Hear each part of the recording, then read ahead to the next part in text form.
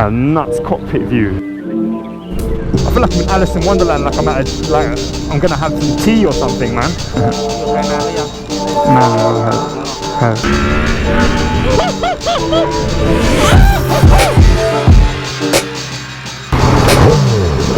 We were about to go for it, and then we were like fucking really hot, so we had a break. Oh my god, the lock is fucking batting.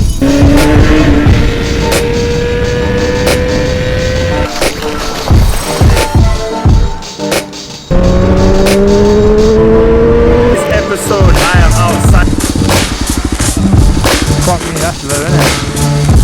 Biking is about to fit some of that.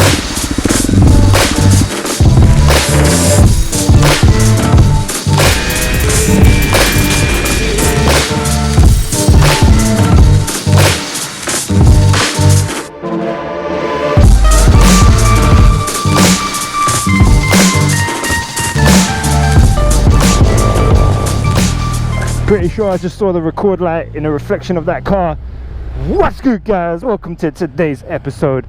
I basically never show Chiang Mai City because I just don't ride my bike in the city at all, man. It's like filtering in traffic on a big bike with the type of humidity that you get in northern Thailand. Is just fuck that. But yeah, welcome to today's episode, guys. A little bit of in-town filtering to start the ride off.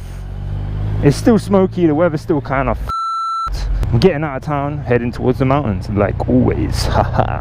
No 1080 60p, a bit of 4K 30. How's the 4K 30 look? So you can see how dirty my bike is. That's what 4K is for today. You can see every speck of dirt, because I ain't washed it in time. Tell you, when you're driving in Thailand, you gotta be really careful. People pulling out on you every second. And on the right you'll see Majo University. It's the university in Majo. Look at that car, look at them chrome rims. Ah! Oh shit, that the back tires going everywhere. Oh my god, fucking doing the fucking rattlesnake. I thought it looked slick. You can see it's kind of glossed over, you know. Fucking hell, man, it's like fucking ice skating. It's like blades of fucking glory. They're laughing at us. Hey, they laughed at Louis Armstrong when he said he was going to go to the moon. Now he's up there, laughing at them.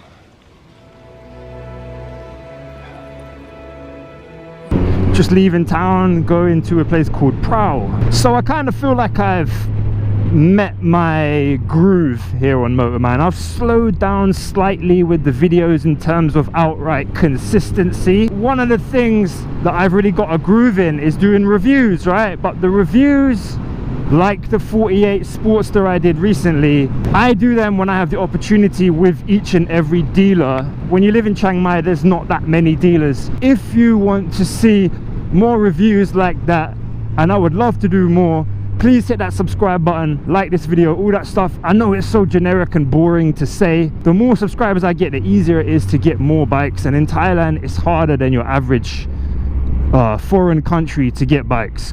Especially big, proper, powerful big bikes. But anyway, let's get into today's video.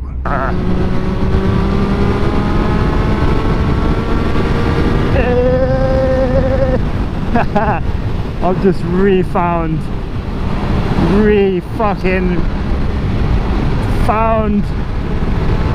A mode.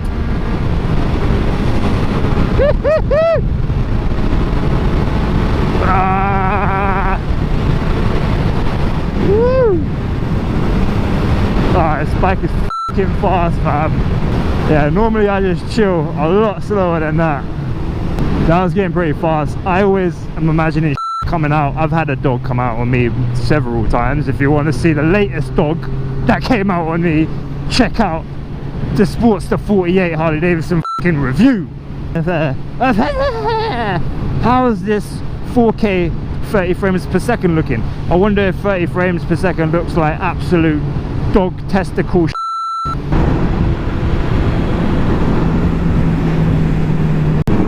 And on your left, you will see the bigger Buddha.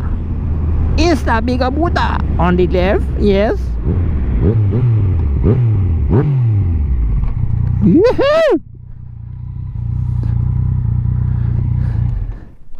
It's the bigger Buddha. This thing's fast. It's fast. It's not the fast one in the air mode. You see? It's in the air mode. It's the very fast one in the air mode. Time for a bit of the cinema.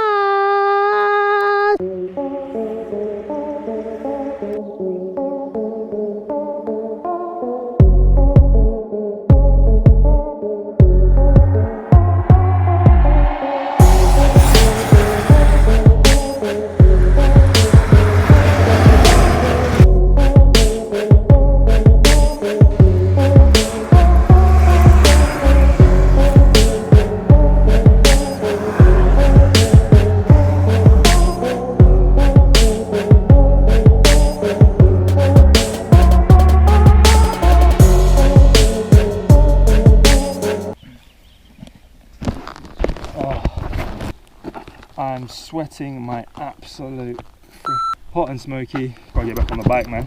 That's enough cinemas for this episode. What happened to it then? Bit randoms. Oh, what that means we can go, does it? It's raining men. Hallelujah. It's raining men. Amen. Come on then. You f***ing went in front of me, you're going f*** off, yeah? You piece of shit. We are in Prowl right now. Mala! It's my local stop when I do come to Prowl. Thank you very much. Oh, thank you very much. Oh, what's that song? Ladies and gentlemen, on behalf of all the people who have assembled here, I would merely like to mention, if I may, that our unanimous attitude is one of lasting gratitude for what our friend has done for us today. And therefore, I would simply like to say, thank you very much. Thank you very much. That's the nicest thing that anyone's ever done for me. I may sound awful Dutch, but my delight is such. I feel as if a losing war's been won for me. And if I had a flag, I'd hang me flag out.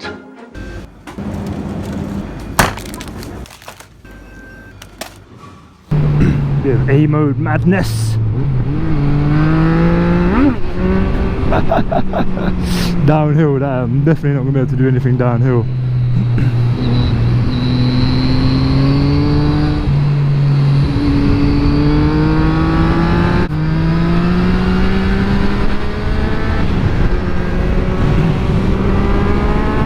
This bike gets really fucking fast when you really get on it.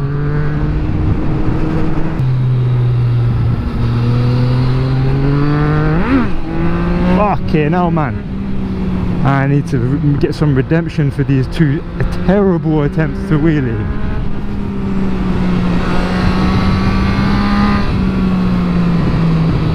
Fucking hell. Just a little bit dirty to go the extra kind of potential knee drag, you know? Fucking hell, this thing moves.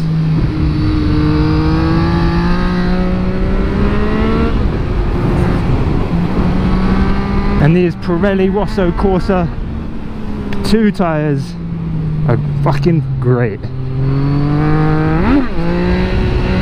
There you go. A little bit of redemption for the bad ones. Alright, careful here, because I remember the downhill bit's bad. Oh, fuck.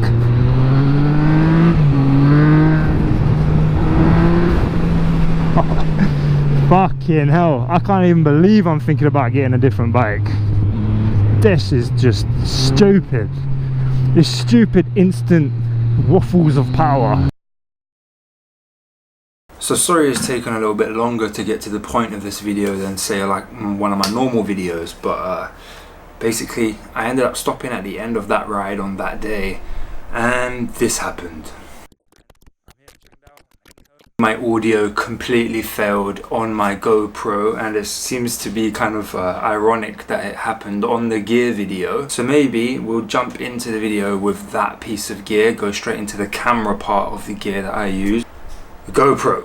Now this is the isn't exactly how I would use this particular setup. I would normally have the mic connection sticking out from the side like this, and then I'd have the microphone sitting on top, but the microphone is on the camera I'm using right now to record this video.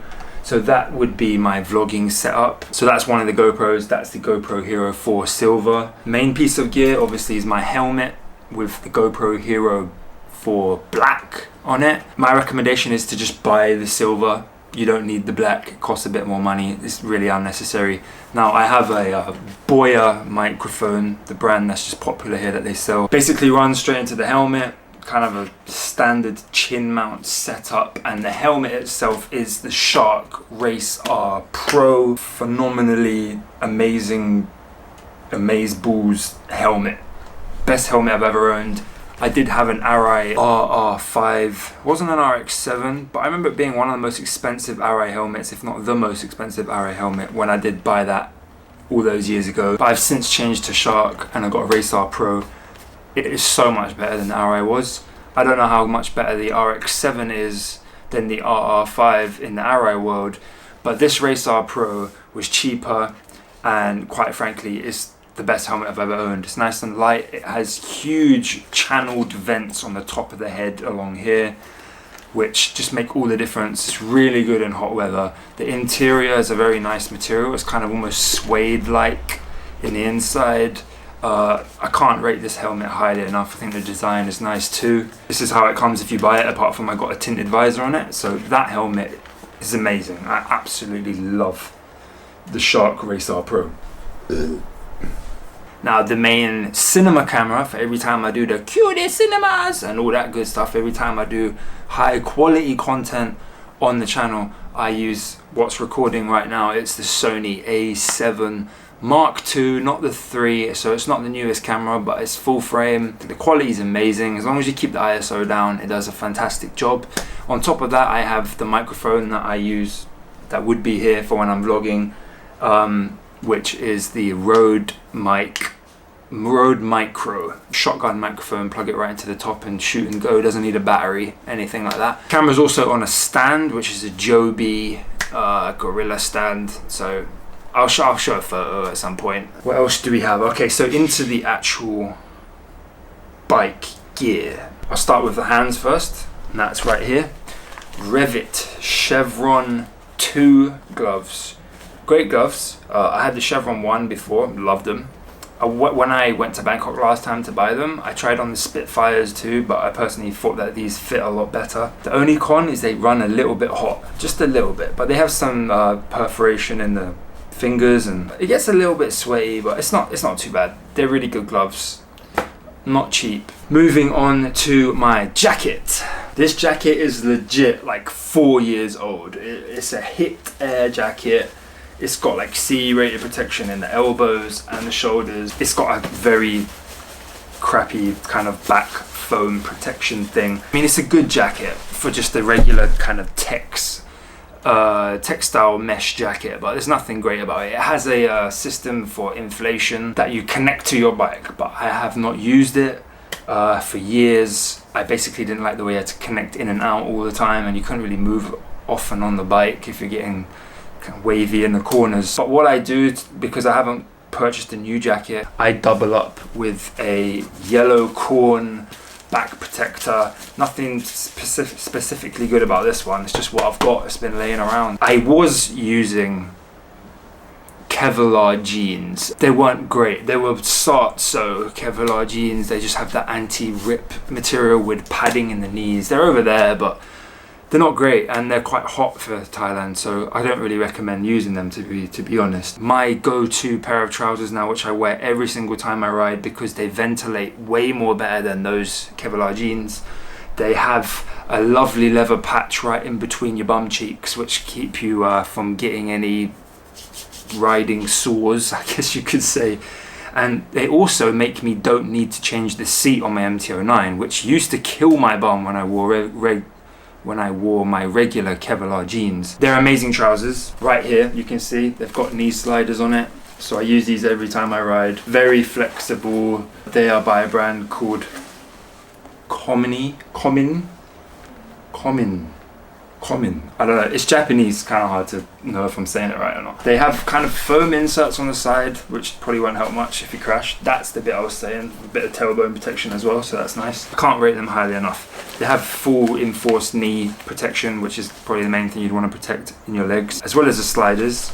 And because they're textile, right here, there's full of holes. If you stand up while you're riding, pure ventilation right to your legs there. So in terms of outright protection and, you know, like ventability, they're the best I've found yet. They weren't expensive. They were like 6,000 baht from Paddock in Bangkok. Shoes, or boots rather. I have my shiiiettt Raw R race boots. You can legit feel the wind. You have a vent here you can open and close. They feel like they ventilate the foot well. Sometimes you can just feel the wind come into them. I guess it's angled on exactly how your foot's positioned. Obviously you have a zip on the inside so you can get in and out easy, which is a nice feature. You have this like clicking system to tighten, and you squeeze to loosen the kind of calf leg area. They're really good boots, really like them. I haven't owned that many road boots. In fact, these are my first road boots. But I really like them. I did own shiiiettt Crossfires for when I used to ride off-road, and I knew that I liked the quality that shiiiettt offered, and they were on sale. That's Paddock in Bangkok. My Krieger R20 bag, I use this basically every time I ride, even if I don't put anything in it. It has this kind of harness, I'll just throw it on. It basically clips in here, and you also have another clip that comes here. It's meant to keep the weight off your back, and it kind of helps for a bit of ventilation on the side. It has a little bit of a gap. It's a good bag. It's very high quality. You know, when you buy something that's quality, the zips are really high quality. It's water resistant. I'm sure it will last a hell of a long time. So I'm pretty sure that's all the gear. ND filter, which I put on the front of the lens of the camera, which is vital in the intense sun in Thailand, but obviously that's for the flash camera. Pretty much that's it, guys. I hope you enjoyed this video, and happy if you stayed to the end of it. I hope I didn't drag this segment on for too long, because I did have that audio error out in Chiang when I was riding that day. Thanks again, guys. I'll see you in the next video. Don't forget to subscribe, and yeah, Motoman out.